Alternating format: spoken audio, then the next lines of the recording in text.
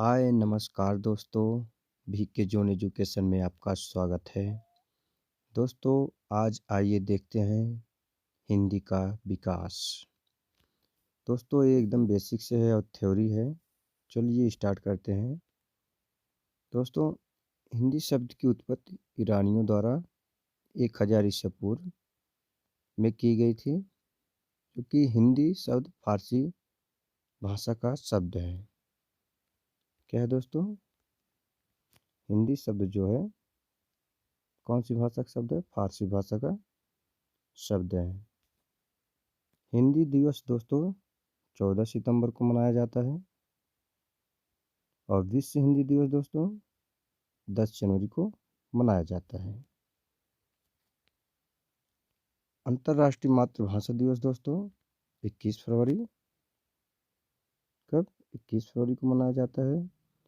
भारतीय संविधान में हिंदी को मान्यता दोस्तों 14 सितंबर 1949 को मिली। हिंदी की व्युत्पत्ति देखते हैं दोस्तों। हिंदी की व्युत्पत्ति कहाँ से और कैसे कैसे हुई? दोस्तों, हिंदी की व्युत्पत्ति पहले संस्कृत, फिर पाली, फिर प्राकृत, फिर अपभ्रंश, फिर अवहट्ट। उसके बाद दोस्तों हिंदी का निर्माण होता है। दोस्तों नेक्स्ट देखते हैं वर्णमाला। वर्णमाला दोस्तों, वर्ण का अर्थ होता है अक्षर। अक्षर दोस्तों होता है जो अनासवान होता है, जिसको कभी नष्ट नहीं किया जा सकता है और इसको खंडन नहीं किया जा सकता और इसका विभाजन नहीं किया जा सकता है। वही माला का अर्थ दोस्तों जो होता है समूह से होता है। आइए परिभाषा देखते हैं दोस्तों।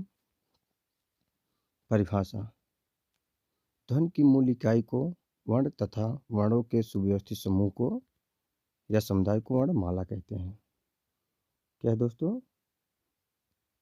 समूह या समुदाय को वर्णमाला कहते हैं। किसको? ध्वनि की मूल इकाई को वर्ण तथा वर्णों के जो व्यवस्थित समूह होते हैं उनको वर्णमाला कहते हैं। वर्तमान में स्वर और व्यंजन दोस्तों 52 है दोस्तों, जिसमें से 11 स्वर, कितना दोस्तों? 11 स्वर हैं, 25 स्पर्श व्यंजन हैं, 4 ऊष्म व्यंजन हैं और 4 अंतस्थ व्यंजन हैं और 4 दोस्तों संयुक्त व्यंजन हैं, 2 द्विगुण व्यंजन हैं और 2 दोस्तों अयोगवाह व्यंजन हैं। दोस्तों इनका व्याख्या भी हम नीचे देखेंगे, अभी ये इसे शॉर्ट में है। चलिए दोस्तों नीचे देखते हैं। दोस्तों कामता प्रसाद गुरु के अनुसार वर्णों की संख्या 46 है। जो कामता प्रसाद गुरु ने दोस्तों वर्णों को 46 माने, जिसमें से 13 स्वर उन्होंने माना है। 13 स्वर में 2 अयोगवाह, उन्होंने जो 2 अयोगवाह स्वर हैं इनकी भी गिनती स्वरों में की है। 11 स्वरों में मिला के 11 2 13 हो गए और 33 व्यंजन, टोटल मिला के 46 हुए कामता प्रसाद गुरु के अनुसार। उच्चारण के आधार पर वर्णों की संख्या दोस्तों 45 होती है। कितना होता है दोस्तों? उच्चारण के आधार पर वर्णों की संख्या 45। आइए स्वर देखते हैं दोस्तों। जो वर्ण स्वतंत्र रूप से बोले जाते हैं उन्हें स्वर कहते हैं। क्या कहते हैं दोस्तों? जो वर्ण स्वतंत्र रूप से बोले जाते हैं उन्हें स्वर कहते हैं। व्यंजन देखते हैं दोस्तों। जो वर्ण स्वरों की सहायता से बोले जाते हैं उन्हें व्यंजन कहते हैं। जो वर्ण स्वरों की सहायता से बोले जाते हैं उन्हें दोस्तों व्यंजन कहते हैं। ये रही परिभाषा इसकी। जैसे दोस्तों का जो है दोस्तों, अगर का में से इस का में से आ निकाल लिया जाए तो स्वर निकल जाएगा। ये जो का बचेगा दोस्तों ये हो जाएगा व्यंजन रहित, सॉरी ये स्वर रहित हो जाएगा दोस्तों, स्वर रहित हो जाएगा। इसमें से स्वर निकल जाएगा। का जो होगा ये स्वर रहित हो जाएगा। इसी को व्यंजन कहते हैं दोस्तों। और स्वरों का वर्गीकरण देखते हैं दोस्तों। स्वर जो हैं उत्पत्ति के आधार पर दो प्रकार के होते हैं। कितने प्रकार दोस्तों? दो प्रकार के माने जाते हैं। पहला है मूल स्वर। मूल स्वर देखते हैं दोस्तों। इसमें जिन स्वरों का निर्माण एक खंड के द्वारा हुआ है उन्हें मूल स्वर कहते हैं। एक खंड के द्वारा हुआ उन्हें मूल स्वर कहते हैं। और मूल स्वर दोस्तों ये है छोटा आ, छोटी ई, छोटा ऊ और री। इनकी संख्या दोस्तों 4 होती है। मूल स्वरों की संख्या 4 होती है। आइए देखते हैं दोस्तों सजातीय स्वर। जो स्वर समान जाति के योग से निर्मित होते हैं उन्हें सजातीय स्वर कहते हैं। समान जाति से मतलब दोस्तों जैसे कि ये हो गया बड़ा आ, बड़ा ई, छोटा ऊ। एक में दोस्तों ये मिलके बने होते हैं आ और आ से मिलके बड़ा आ, छोटी ई से मिलके बड़ी ई और छोटा ऊ प्लस ऊ से मिलके बड़ा ऊ।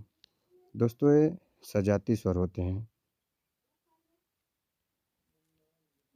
नेक्स्ट देखते हैं दोस्तों विजातीय स्वर। विजातीय स्वर दोस्तों वो होते हैं जिनका अर्थ भिन्न होता है और ये भिन्न से मिलकर बने होते हैं और इनकी संख्या 4 होती है। इनको संयुक्त स्वर भी कहते हैं। क्या तो दोस्तों इनका अर्थ जो होता है विभिन्न होता है, विभिन्न जाति के मिलकर बने होते हैं। इनकी संख्या 4 होती है। इनको दोस्तों संयुक्त स्वर भी कहते हैं।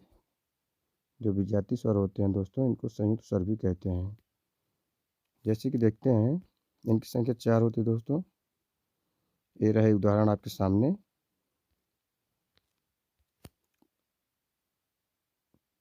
ये दोस्तों ओ आओ, ए आए। वो जो बना होता है दोस्तों ए छोटा आ प्लस छोटा ऊ से मिलकर ओ बनता है। और औ जो होता है दोस्तों छोटा आ प्लस ओ से मिलकर औ बनता है। और ए दोस्तों जो बना होता है ए आ धन ई से मिलकर ए बनता है। और ए जो बनता है दोस्तों छोटा आ धन छोटे ए से मिलकर ए बनता है। दोस्तों ये है विजातीय स्वर। ये विजातीय स्वर ऐसे हैं दोस्तों देखो इसमें आ है विभिन्न जाति का और ऊ है विभिन्न जाति का। क्या है दोस्तों? आ विभिन्न जाति का, ऊ विभिन्न जाति का। इसमें ओ विभिन्न जाति का है और इसमें भी ओ विभिन्न जाति का है। इसमें ई विभिन्न जाति का है, इसमें भी छोटा आ विभिन्न जाति का है। इसमें भी ए विभिन्न जाति का है, इसमें भी ए विभिन्न जाति का है। दोस्तों एक दूसरे विभिन्न जाति से मिलकर ये ओ आओ ए आय का निर्माण करते हैं जिससे विजातीय स्वर कहलाते हैं। मात्रा के आधार पर स्वर देखते हैं दोस्तों। मात्रा के आधार पर दोस्तों स्वर 2 प्रकार के होते हैं। कितने प्रकार के? 2 प्रकार के। 2 प्रकार के कौन कौन से दोस्तों? 2 प्रकार के आपके सामने रहे। मात्रा के आधार पर दोस्तों हिरिष्ट स्वर। हिरिष्ट स्वर दोस्तों लघु स्वर कहते हैं और ये छोटा आ, छोटा ई, छोटा ऊ और री। और दीर्घ स्वर दोस्तों दीर्घ स्वर में बड़ा आ कौन हो जाएगा दोस्तों? बड़ा आ, बड़ी ई, बड़ा ऊ और चारों विजातीय स्वर ए आए ओ आओ ये दीर्घ स्वर होते हैं। कुल स्वरों के प्रकार दोस्तों 3 होते हैं। कितने होते हैं? स्वरों के प्रकार दोस्तों 3 होते हैं। कौन कौन से आइए देखते हैं। हिरिष्ट स्वर पहला है। हिरिष्ट स्वर दोस्तों उसको कहते हैं जिनके उच्चारण में कम समय लगता है। क्या दोस्तों? जिनके उच्चारण में कम समय लगता है उन्हें हिरिष्ट स्वर कहते हैं। इनकी संख्या दोस्तों जो होती है 4 होती है। एग्जाम्पल जैसे छोटा आ, छोटी ई, छोटा ऊ, री ये हिरिष्ट स्वर हैं। दूसरा देखते हैं दोस्तों दीर्घ स्वर। दीर्घ स्वर वही होते हैं दोस्तों जिनके उच्चारण में हिरिष्ट स्वर की अपेक्षा अधिक समय लगता है। क्या होता है? हिरिष्ट स्वर की अपेक्षा अधिक समय लगता है और इन्हें दीर्घ स्वर कहते हैं। इनकी संख्या दोस्तों जो होती है 7 होती है। कितना होती है? इनकी संख्या 7 होती है। उदाहरण देखते हैं दोस्तों। बड़ा आ, बड़ी ई, बड़ा ऊ, छोटा ए सॉरी ए आए ओ आओ। ये हो गए दीर्घ स्वर। प्लुत स्वर देखते हैं दोस्तों। प्लुत स्वर जिनके उच्चारण में ह्रस्व और दीर्घ स्वर से दोनों से अधिक समय लगता है, उन्हें क्या कहते हैं? उन्हें प्लुत स्वर कहते हैं। दीर्घ और ह्रस्व से अधिक समय लगता है, उन्हें प्लुत स्वर कहते हैं। उदाहरण जैसे कि ओम। दोस्तों जब हम ओम कहते हैं तो कितना लंबा समय लगता है इसमें, ओम, इसलिए इसे प्लुत स्वर कहते हैं। जीव के आधार पर स्वर 3 प्रकार के होते हैं। जिह्वा के आधार पर, अपने जीभ जो है दोस्तों, इसके आधार पर स्वर जो होते हैं 3 प्रकार के होते हैं। जीभ के अग्रभाग पर देखते हैं 3 प्रकार के होते हैं दोस्तों। कौन कौन से हैं? पहला अग्र, दूसरा मध्य, तीसरा पश्च। अग्र देखते हैं जिसमें जीभ का अग्रभाग कार्यरत हो। जैसे जीभ का अग्रभाग दोस्तों ई, ए आए। जब दोस्तों हम ई ए आए बोलते हैं तो हमारे जीभ का अग्रभाग काम करता है। दूसरा देखते हैं दोस्तों मध्य। इसमें जीभ का मध्य भाग कार्यरत होता है। इसमें दोस्तों जीभ का मध्य भाग कार्य करता है। ये हो जाएगा आ। जब हम आ बोलेंगे दोस्तों, जीभ का मध्य भाग जो होता है वो काम करता है। और जीभ का पश्च भाग देखते हैं। जीभ के तीसरा है दोस्तों, जिसमें जीभ का पश्च भाग कार्यरत होता है। जैसे कि उदाहरण देखते हैं दोस्तों। इसमें है बड़ा आ, ऊ, ऊ बड़ा ऊ, ओ बड़ा आओ, अंग। दोस्तों जब हम इसका उच्चारण करते हैं तो जीभ का पश्च भाग काम करता है। आइए दोस्तों देखते हैं उच्चारण के या ओष्ठ के आधार पर जो होते हैं स्वर 2 प्रकार के होते हैं स्वर। जैसे आवृतमुखी स्वर और वृत्तमुखी स्वर। दोस्तों आवृतमुखी स्वर जो होते हैं, आवृतमुखी स्वर दोस्तों जो होते हैं, छोटा आ, बड़ा आ, छोटी ई, बड़ी ई, छोटा ए, बड़ा ए, आवृतमुखी होते हैं। और जो वृत्तमुखी होते हैं दोस्तों, वृत्तमुखी जो होते हैं दोस्तों वो होते हैं ए, छोटा ऊ, बड़ा ऊ, छोटा औ, बड़ा औ। दोस्तों टाइपिंग मिस्टेक है, छोटा औ है और बड़ा औ है। वृत्तमुखी जब हम इसको बोलते हैं दोस्तों, हमारे जो होठ है वो वृत्त के आकार का रूप धारण कर लेते हैं। जैसे ऊ ओ आओ, होठ गोल आकार में हो जाता है, इसको वृत्तमुखी कहते हैं। मुख खुलन या मुख विवर के आधार पर स्वर 4 प्रकार के होते हैं। मुख खुलने या मुख विवर के आधार पर जो स्वर होते हैं दोस्तों वो 4 प्रकार के होते हैं। आइए देखते हैं चारों कौन कौन से हैं दोस्तों। चारों ये रहे आपके सामने दोस्तों, 4 प्रकार के। समृद्ध स्वर, जो समृद्ध स्वर होते हैं दोस्तों, छोटा ई। कौन कौन से? छोटा ई समृद्ध स्वर दोस्तों, छोटा ई, बड़ी ई, छोटा ऊ, बड़ा ऊ। इसकी एक ट्रिक है दोस्तों, उई। जब हमको कोई, जैसे कि हम बैठे रहें, माचिस की तीली छुआ दे धीरे से, उई करते हैं, उई। इसलिए ऊ और ई जो हैं ये इसकी ट्रिक हो जाएगी, उई। समृद्ध, शांति से बैठे रहेंगे। जब हमको कोई एक लुकी से छुआ देते तो हमको उई, तो ये दोस्तों शांति समृद्ध। उई शांति से थे, उई हो गया। तो ये हो गया दोस्तों इसकी ट्रिक है, छोटा ई, बड़ा ई, छोटा ऊ, बड़ा ऊ। दोस्तों नेक्स्ट देखते हैं दूसरा, अर्ध समृद्ध स्वर। अर्ध समृद्ध ए और ओ, जो स्वर हैं ए और ओ, वो अर्ध समृद्ध हैं। कौन से? ए और ओ अर्ध समृद्ध हैं। जैसे कि ए ओ, ओए, ओए, इसका ट्रिक हो दोस्तों, ओए। और नेक्स्ट देखते हैं दोस्तों, विवृत स्वर, विवृंत स्वर। विवृंत स्वर दोस्तों जो होता है वो आ होता है, विपरीत स्वर आ होता है। और अर्धविपरीत, अर्धविपरीत छोटा आ, छोटा ए और आओ, बड़ा आओ। सॉरी दोस्तों, छोटा ए नहीं है ये, बड़ा ए है, गलती से निकल गया। छोटा आ, बड़ा ए, बड़ा आओ, अर्ध विपरीत स्वर होते हैं। नेक्स्ट देखते हैं दोस्तों अर्ध स्वर। अर्ध स्वर दोस्तों जो होते हैं वो या और वाह होते हैं। या और वाह जो होते हैं अर्ध स्वर होते हैं। और कंठे स्वर दोस्तों जो होते हैं आ। दोस्तों जब हम आ बोलते हैं वो हमारे कंठ से होकर निकलती है, जो हवा कंठ से होकर निकलती है वो आ कंठ स्वर होते हैं। और तालव्य, तालव्य स्वर दोस्तों जो होते हैं, तालब ई ई होता है और या और सा, या और सा तालव्य जो हमारी जीभ है, जब हम बोलते हैं तो मैं तालु को स्पर्श करती हूँ, जो हवा निकलता है, जो स्वर निकलते हैं उन्हें तालव्य स्वर कहते हैं। जैसे कि छोटा ई, बड़ी ई, या और सा, ये तालव्य स्वर हैं। मूर्धन्य स्वर दोस्तों, मूर्धन्य स्वर री, री जब हम बोलते हैं ये हमारे नाक और मुंह से दोनों साउंड निकलती, मूर्धन्य स्वर इसको कहते हैं। ओष्ठी स्वर, ओष्ठी दोस्तों जब हम ऊ बोलते हैं तो हमारे होठ से इनका निर्माण होता है, हमारे होठों से इनका उच्चारण होता है, इसलिए ऊ ओष्ठी स्वर हो जाएंगे। कंठ ओष्ठी देखते हैं दोस्तों, कंठ ओष्ठी ओ आओ, ओ आओ।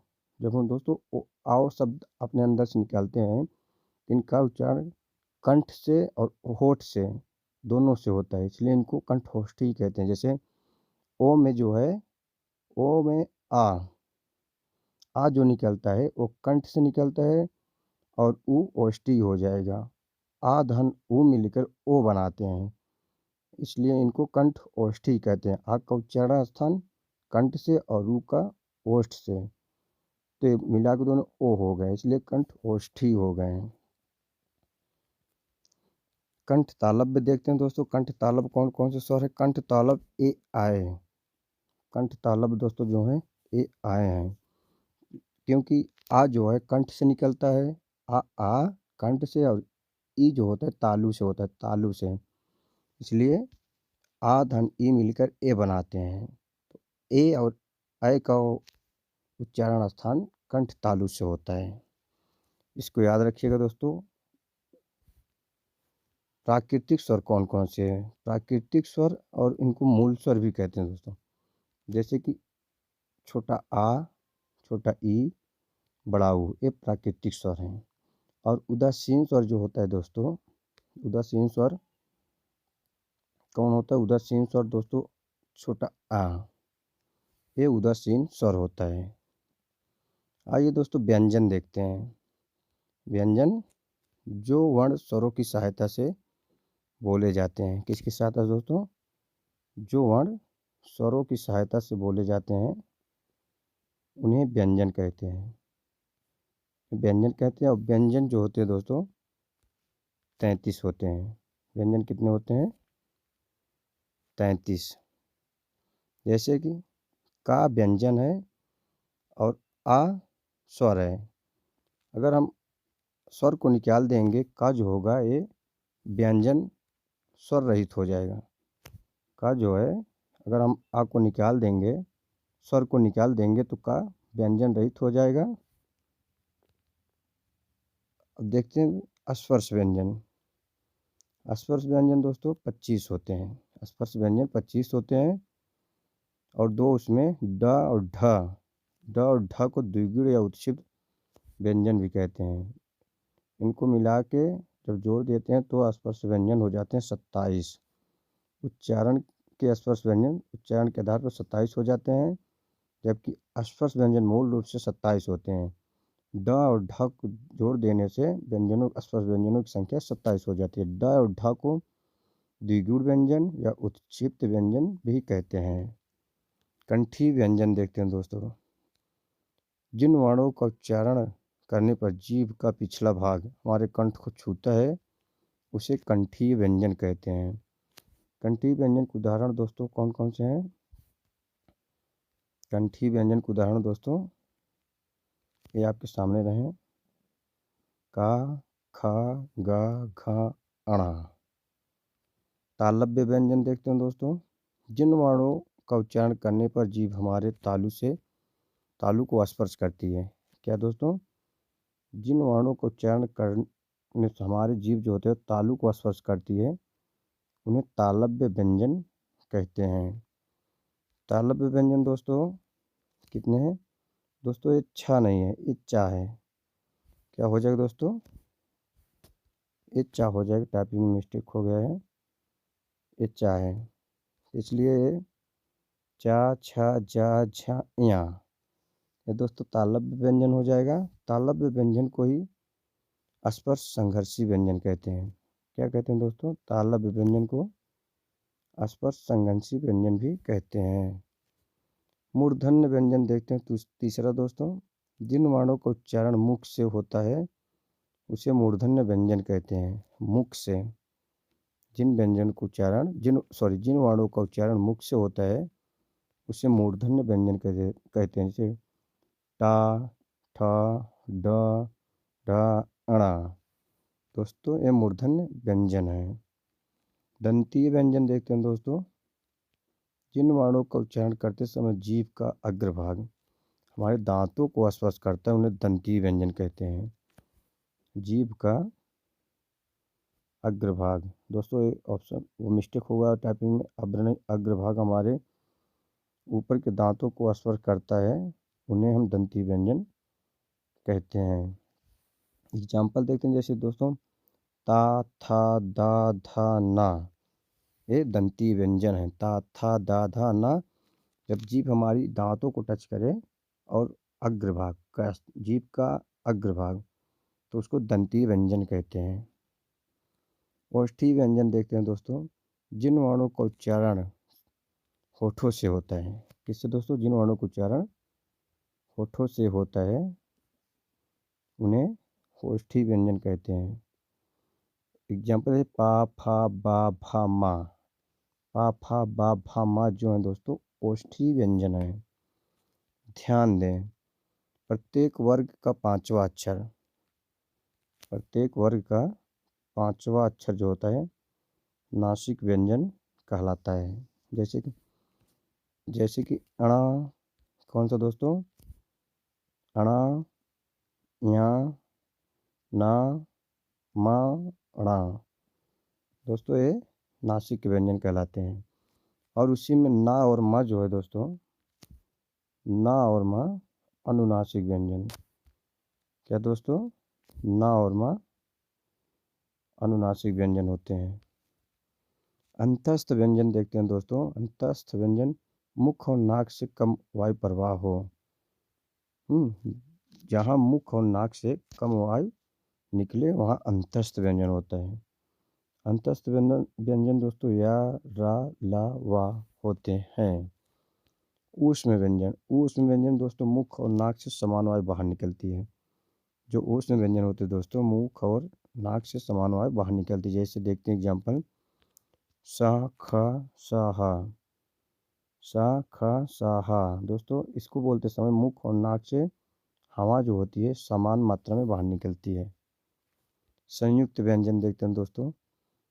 जो वर्ण दो विभिन्न वर्णों के योग से मिलकर बना होता है उसे संयुक्त व्यंजन कहते हैं। इनकी संख्या 4 होती है। ये दोस्तों दो विभिन्न वर्णों के योग से जैसे कि छत दोस्तों छत जो है क और स से मिलकर बना है। क और स से मिलकर बन रहा है। त्र दोस्तों त और र से मिलकर बना है। ज दोस्तों ज्या और ज्ञा दोस्तों ज्या और इया से मिलकर बना है। सरा दोस्तों स और र से मिलकर बना है। दोस्तों इसको संयुक्त व्यंजन कहते हैं। द्विगुण या उत्क्षिप्त व्यंजन उससे कहते हैं दोस्तों जिन वर्णों को उच्चारण करने में जीभ ऊपर उठकर तुरंत नीचे गिरती है। जीभ ऊपर उठकर तुरंत नीचे गिरती है उसे द्विगुण या उत्क्षिप्त व्यंजन कहते हैं।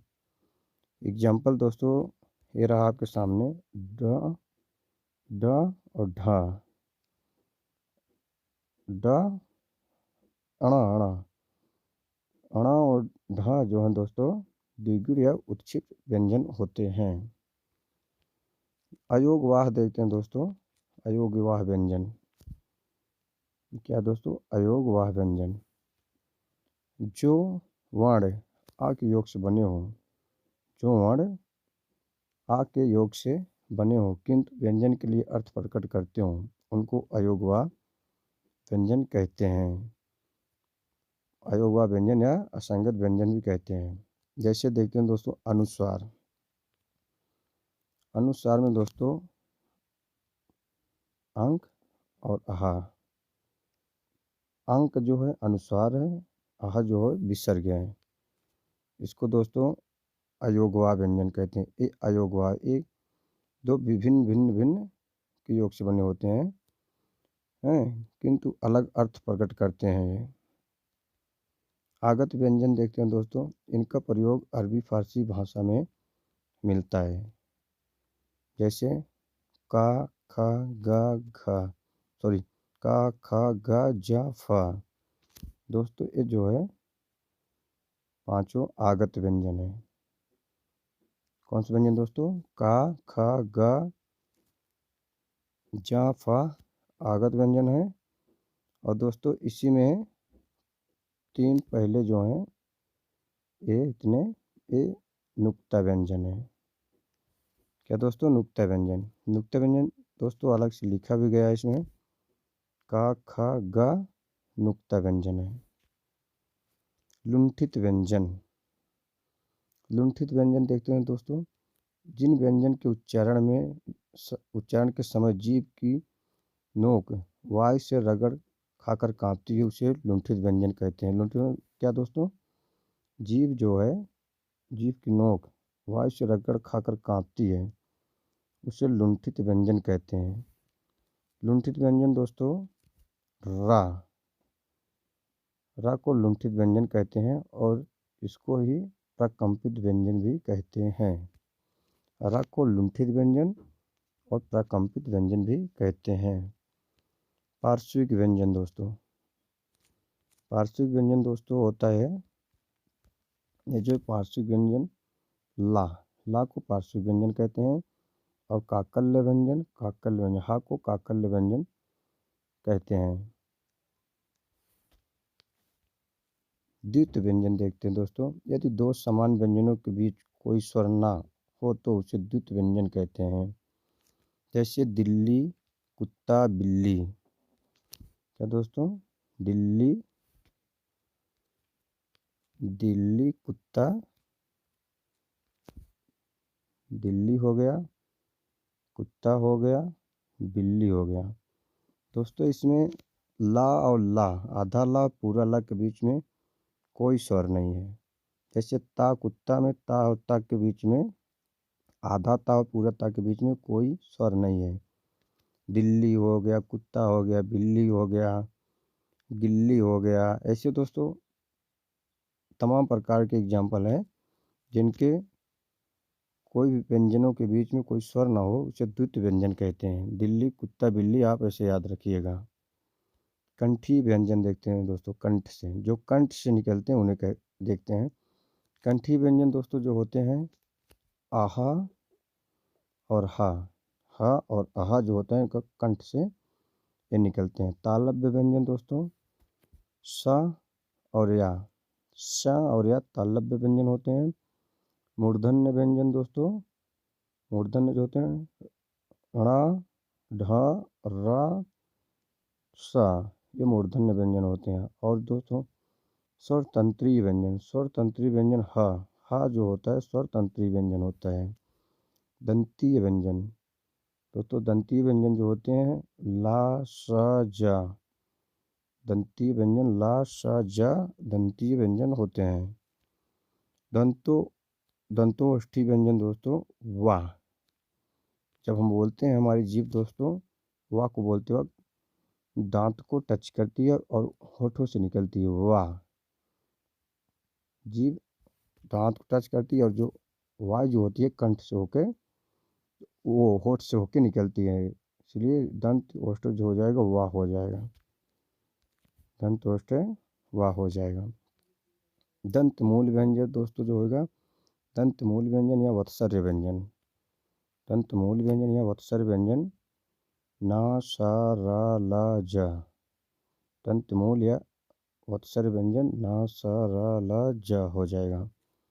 घोषत्व के आधार पर व्यंजन दो प्रकार के होते हैं। क्या होते हैं दोस्तों? घोषत्व के आधार पर व्यंजन दो प्रकार के होते हैं, जिसको सघोष और अघोष बोलते हैं। इसमें देखते हैं दोस्तों, सघोष और घोष दोनों एक ही हैं। स्वर तंत्रिका में कंपन न हो, जैसे कि प्रत्येक वर्ग के दोस्तों तीसरा चौथा पांचवा, तीसरा चौथा पांचवा, जैसे का खा गा घा अणा पंगा, इसमें दोस्तों का खा को छोड़ के जो तो गा घा अणा होगा, ये तीसरा चौथा पांचवा होगा। और सभी स्वर दोस्तों आ आ, ई आए आओ, ये सभी स्वर जितने होंगे 11 स्वर ये। और द्विगुण व्यंजन कौन दोस्तों? द्विगुण व्यंजन और हा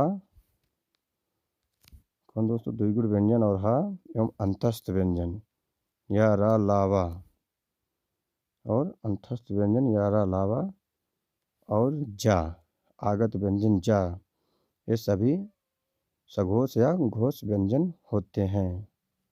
दूसरा देखते हैं दोस्तों, अघोष व्यंजन। अघोष व्यंजन दोस्तों स्वर तंत्र का कंपन न हो, जिसमें स्वर तंत्र का कंपन न हो उसे अघोष व्यंजन कहते हैं। दोस्तों अघोष व्यंजन में जो होता है पहला और दूसरा, जैसे कि प्रत्येक वर्ग का पहला और दूसरा व्यंजन अघोष होता है, जिसमें से सा सा फा अघोष के अंतर्गत आते हैं। प्राणत्व के आधार पर देखते हैं दोस्तों, प्राणत्व के आधार पर जो होते दो प्रकार के होते हैं। कौन कौन से? अल्प प्राण, महाप्राण। अल्प प्राण, महाप्राण, ये दो हो गए। और अल्प प्राण दोस्तों, अल्प प्राण का अर्थ होता है कम वायु है, जिस वर्ण का उच्चारण करते समय कम आयु निकले वो अल्प प्राण कहलाता है। प्रत्येक वर्ग के पहला तीसरा और पांचवा अक्षर, पहला तीसरा पांचवा तथा अंतस्थ व्यंजन, अंतस्थ व्यंजन दोस्तों या रा ला वा, पहला तीसरा और पांचवा और या रा ला वा तथा सभी स्वर अल्प प्राण के अंतर्गत आते हैं। महाप्राण देखते हैं दोस्तों, महाप्राण का अर्थ होता है अधिक वायु, जिन वर्णों का उच्चारण करते समय मुख से अधिक वायु निकले उसे महाप्राण कहते हैं।